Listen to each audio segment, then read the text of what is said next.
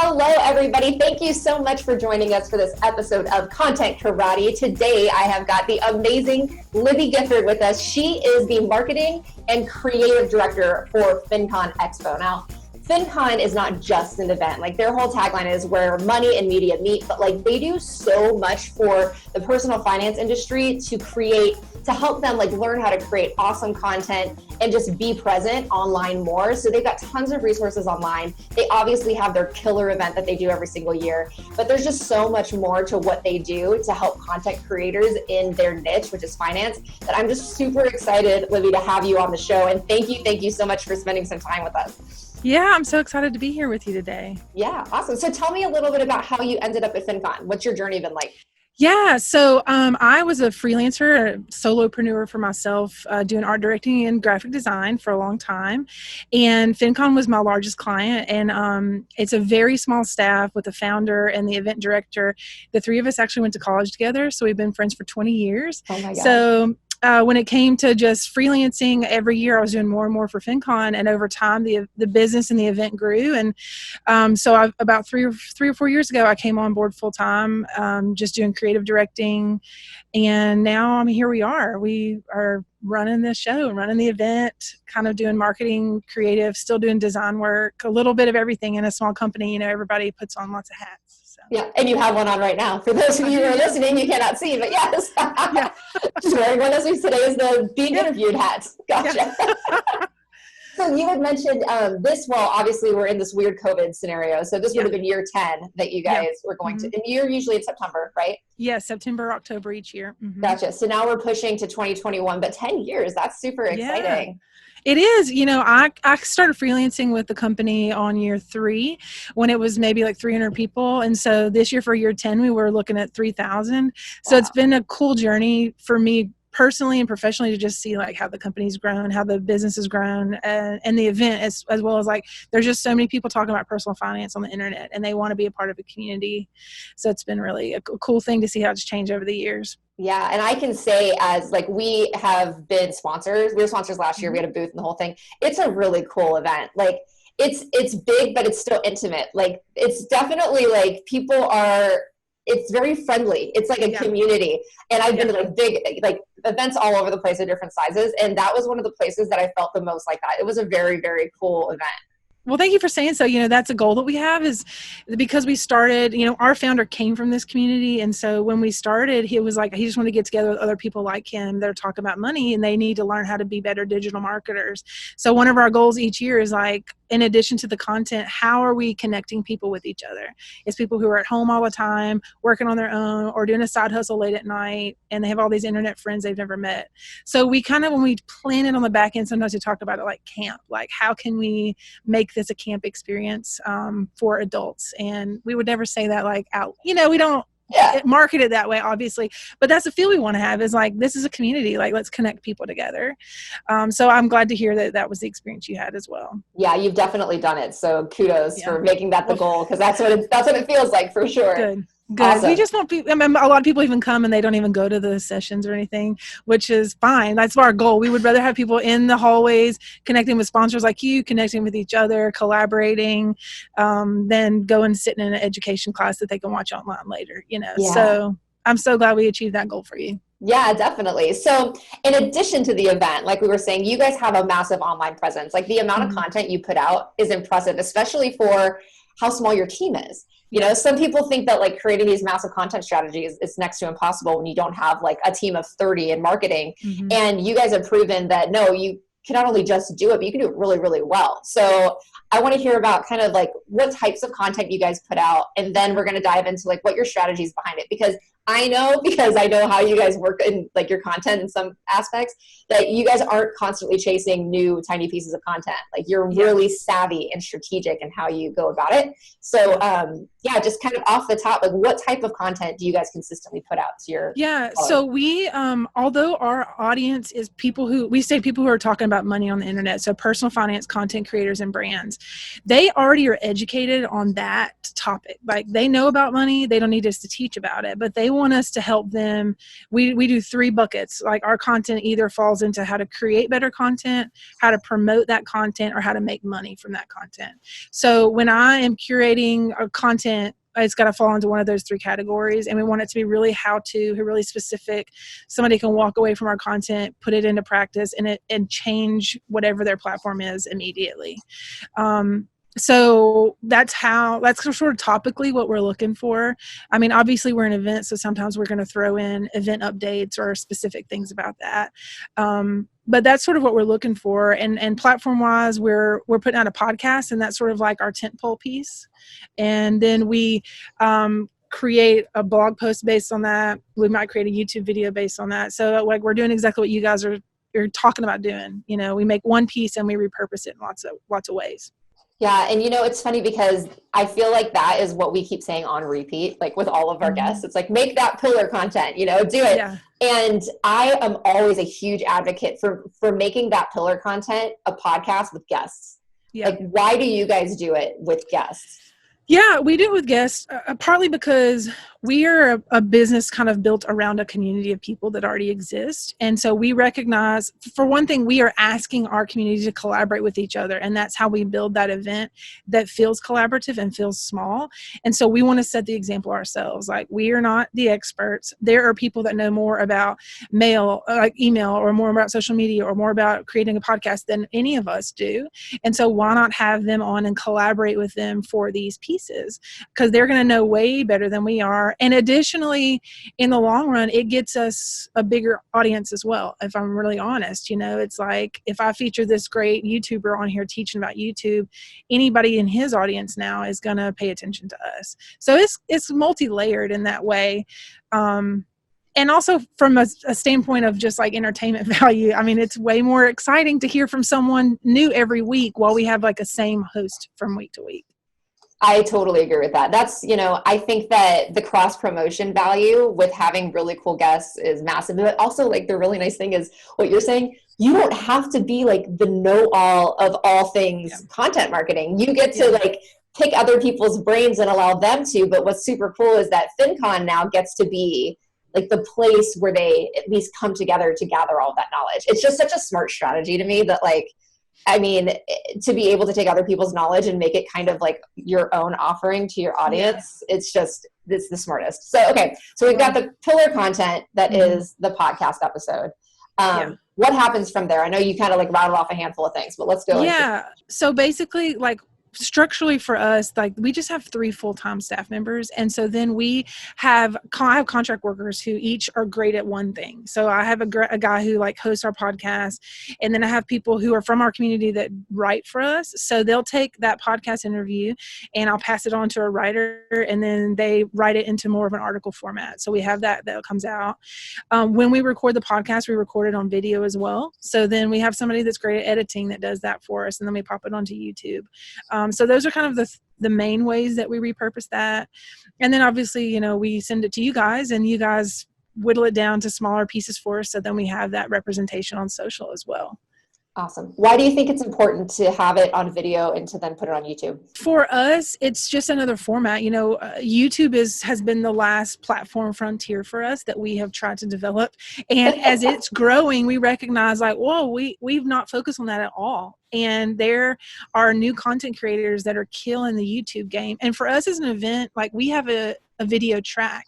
So if we want people to see us as somewhere they can learn from, we ought to be putting out content on that track. And, so it was kind of a multifaceted reason for doing that. But we do find that, like, there are people who prefer watching something. I'm a watcher versus a listener. So let's put it out there for that. So you got the pillar content for the podcast. Do you put any other content on YouTube, like your speakers, engagements from the Yeah, we sure shows? Do. We don't have like a system or a formula for that necessarily. We record 120 plus sessions at our event itself. So what we'll do every once in a while is we kind of keep track on those that are replayed. So we have like a virtual pass option. So we'll kind of track those, and I know what people are watching, and I can say, oh man, people are really into this right now. So I'll either pull a short clip from that to put on YouTube, or I might throw the whole thing out. or we have a Facebook group with like 4,000 members, and there a lot of times people are chattering about certain things. So you might see a whole thread about like freelance writing and how to get gigs or something. And I'll remember, oh, we have a great session from FinCon 19 about that. Maybe this would be timely to put it out there. So it's an opportunity for us to put out content from our event also on YouTube. So people go, oh, this is great content I can watch here. What if I want to go in person? So that's a promotional opportunity for us, as well as just a kindness to the people who want to learn. Yeah, what I think, something you said that was so important is listening to the chatter, listening to what's going on in your groups and like on your content, to then give more content that speaks to what exactly they want. Because then you know that what you're putting in that group is something that they're already excited to learn about, instead of just being on your side of the veil and being like, well, this is what I think they should hear. Like, let your audience determine what it is that you're going to send to them next. I think that's super smart. Yeah. And for us, because we're not talking just to YouTubers, just to podcasters, we're not talking to people in one specific platform. Like the range of things we could talk about is really broad. And in the past, we found ourselves only talking about X, Y, Z. And so we're like, okay, we know we need to expand. How can we figure out what direction to go? So listening to what you're saying, the chatter that's already happening, is super helpful to say, okay, we haven't heard about Pinterest in a while or ever. Let's figure out who among us knows about that and is expert, and let's bring them in, because people are asking about it, honestly. Yeah. So I know a lot of businesses who have like dipped their toe in the water or thinking about creating a group, like Facebook groups. What are your thoughts on that? Obviously, it's been successful for you guys, but I know that doesn't happen overnight. So what are your thoughts on that? I mean, for us, it's been really helpful. Number one, honestly, the reason we have a group is not really about promotion, and it's not really about any of these other things that are like nice residual effect. The reason we have a group is because we want to cultivate something within our community. We want to cultivate within our event attendees this collaboration idea, this help each other out. Like, what is that? Rising tide lifts all boats. Like, that's the goal of our group. Because if we understand that that is what is happening in that group, then that's how our event will be. So we use it, again, like less marketing, less promo, more, this is the culture we want, and this is how our group is. And because of that, we police our group kind of heavily. We have really strict rules in our group so that it becomes, people are not coming in there and promoting their work. They're not promoting like, hey, this is the amazing thing that I did. Like, if you're going to tell us the amazing thing you did, we sort of require that you tell how you did it. It's not just like, I hit 2 million downloads. It's, I hit 2 million downloads and here's how that happened. Right. And that, even for me coming in, that was already established. And I was just like scratching my head like, wow, we are so strict. But it makes a huge difference. Like, I'm in other Facebook groups where it's just like, I can't get anything out of it because people are in there just chatting about whatever they want, talking about how amazing they are. And I'm like, I know you're amazing, but you're not helping me out. And I love it when people come in our group and they're like, hey, I'm writing an article for Forbes about, renting versus buying a home. Who on here has experience and wants me to quote them? And then you'll have 20 people come in. And I just think that's really unusual that people are able to collaborate or lift others up in that way. Yeah. So our group is heavily, like, we know what our goal with the group is, and we guard it with that in mind. That's awesome. And then, like you said, the nice residuals, or you get to listen to them and really build your content, your event after what they are creating in the group themselves. That's right. And that, to be able to just take action based on what you're seeing is really something that I think a lot of businesses don't get a chance to do because they don't have something set up like that. Yeah. The group has been, it's hard work to kind of keep it that way, but it is so beneficial for our attendees, our audience, and for us as well. Yeah. Awesome. So do you have one particular piece of content that just crushes it for you guys? Ramit Sethi was our keynote this past year. And I mean, anything you do with Ramit just crushes. Sure. So we kind of like milked that piece a lot just because like his talk was really great. It was really inspirational. And I don't know, it's really helpful to us. Like, we can put it out. Number one, we can put it out as a marketing piece for the next year to say, like, we had these keynotes, like, it's going to be just as quality this coming year. We can put it out as like, in one of those other buckets that we have. His talk was so good, you could break it down and get little pieces out of it. You could play the whole thing. So I would say that piece of content has really, really worked well for us. That's awesome. And that really speaks to something that I talk to a lot of actual podcasters about, is that if you have like, a lot of people are so focused on like the newest piece of content and getting that like put onto social media or whatever. But if you have like one guest or one piece that's like so good that you get tons of engagement on it, like consistently be putting that out in front of people, because like, it's funny, the phrase that I get is, well, everybody already heard that episode or everybody already saw that video. And I'm like, everybody saw it? All people that would potentially be interested in it? And I'm like, no, keep on, like, don't post the same clip every week. But I mean, there's got to be so much in that you can get new audiences, new listeners, new viewers on that original piece if they see something that's repurposed and that speaks to them. So, you know, that if it's one piece that kills it, like, you nailed it. Keep on putting it out there, right? Yeah. And I mean, something like that keynote was like almost an hour-long talk. And so and people are not consuming hour-long things unless they're sitting down at a podcast, you know, listening to that or in the car or whatever. So for us, if we can like cut it down to like, here's a 10-minute segment or a 3-minute segment, and that piece for whatever reason was not designed for that, but it's worked that way. Yeah. So that's been really helpful to us. That's awesome. Yeah. I know you only asked me for one, but I'll tell you. No, let's hear it, please. We do a series coming into our event each year that we call our guides to FinCon.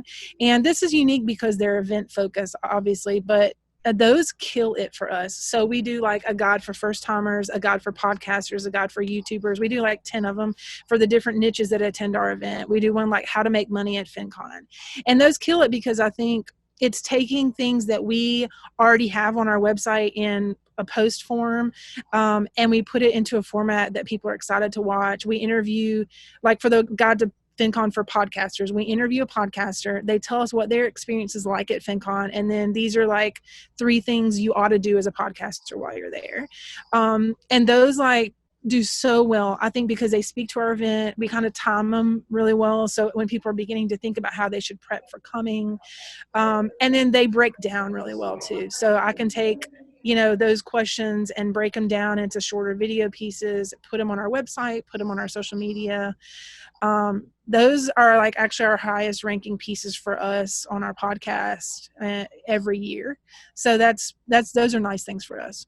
Yeah. And what's cool is you haven't just made like your guide to FinCon. It's like, what are you interested in? And then you have a specific guide for that instead of just trying to like blanket it on one person amongst all the different types of mediums. Yeah. And those are actually, we've done those 3 or 4 years in a row now, and we're not having to redo a ton each year. It's like, I made the outline like 4 years ago, and then each year I bring in a new person to kind of help us talk through that outline and add their own opinions to it. And so it just changes it just enough to feel fresh, or maybe there's something new about the event. So it's reworking it each year, but it's not like killing myself to make it from scratch. And so that's like, to me, that's just repurposing it in a different way. And that's been really, really like makes it a more streamlined process. Oh man, I love that. That was gold for sure. Like make the outline and then just tweak it based on the guest that's going to come in there. And then every year it crushes for you. That's awesome. Yeah. And I just send them the outline and I'm like, hey, this is what we usually say. What would you add to this? Or does this not resonate with you? Should we remove it? And they give us great feedback, because we do have a goal with that, and I want them to hit those goals, but I also want them to recognize they're a different person. Like, what can they add to it? So again, it's that idea of collaborating that is just such a pillar for us. Yeah. Heck yeah. I love that. Well, is there anything that we haven't touched on content wise that you think is really important that needs to be shared? I mean, you've given so much, so I mean, I'm excited to implement some of these things. So, you know, I think for us, as far as you guys have really helped us figure out how to use some of these things on like different social media platforms. You know, I personally am more of an Instagram person. So like when I'm able to break these things down and figure out, okay, what does this look like on Twitter? What does this look like on Instagram? What does it look like on YouTube, on, you know, Facebook? And I'm not trying to like brown nose to you or anything, but I'm going to toot your horn a little bit and say, like, it helps me as my team is thinking about what are we going to send to Repurpose House and what are we going to get back. It's helping us tweak just enough to go like, okay, this is better for Twitter. This is better for Instagram. And so that's been really helpful, you know, as those platforms are always changing. Right. So figuring out like what engages where has been helpful to us. And that it's okay to have the same thing across platforms, because a huge segment of our audience that's been with us for all 10 years are all living on Twitter. But people who are new to our event, they're all living on Instagram. And so it's okay to say the same clip is going on both places, because it's hitting totally different people. And it feels like we're overdoing it, but that means people are just now catching it.